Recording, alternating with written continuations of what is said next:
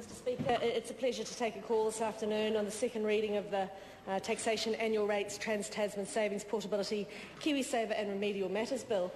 Sir, I was part of the Finance and Expenditure Committee that's had this bill in front of it, and while tax legislation is possibly not the most stimulating of topics that we deal with in this House, and possibly to a wider audience doesn't generate the highest levels of interest. It was actually quite an interesting process working through this bill. It does enjoy a broad level of support in the House, and I think that's sensible. And certainly, Sir, doing some of the sensible measures within this bill, such as allowing a much easier flow of retirement savings between New Zealand and Australia, is certainly a welcome step. And there are many, many New Zealanders, Sir, who have worked in Australia and been subject, of course, to their compulsory retirement savings scheme, have come back to New Zealand unable to access or transfer those funds, and then in the time between their transfer back to New Zealand and the reaching retirement age have simply lost touch with those funds, and we see huge sums of Australia now not finding their way back to their rightful owners. And so anything we can do to ensure New Zealanders get the benefit of retirement savings they've made in Australia, and similarly New Zealanders going to Australia, is certainly to be encouraged and applauded, and I certainly do.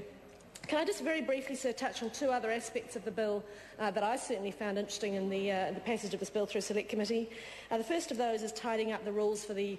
under 18-year-olds enrolling in Kiwisaver, and there were some traps, I guess, that had been discovered in that process that we had to work through and look at some interesting issues of guardianship and the various situations that our under 18-year-olds would find themselves in. The committee spent a bit of time on that with help from officials, and I'm comfortable, Sir, that the position we've come to is a sensible one. The last matter I wanted to touch on briefly in this contribution, Sir, is actually the probably reasonably well overlooked provisions relating to binding rulings in this piece of legislation.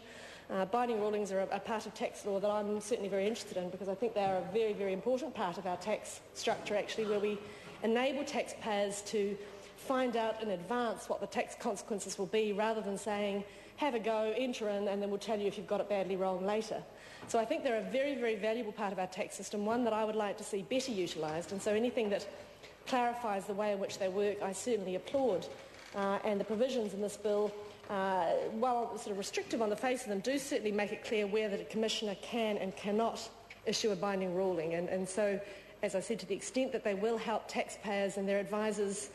better understand that process and know when to use it, Sir, I think they are a welcome step in this regard. And I would certainly encourage taxpayers to take them to full advantage, because, as I said, Sir, any time we can enable people to understand how tax law will affect them at the front end of a transaction is certainly to be welcomed, Sir. I commend the bill.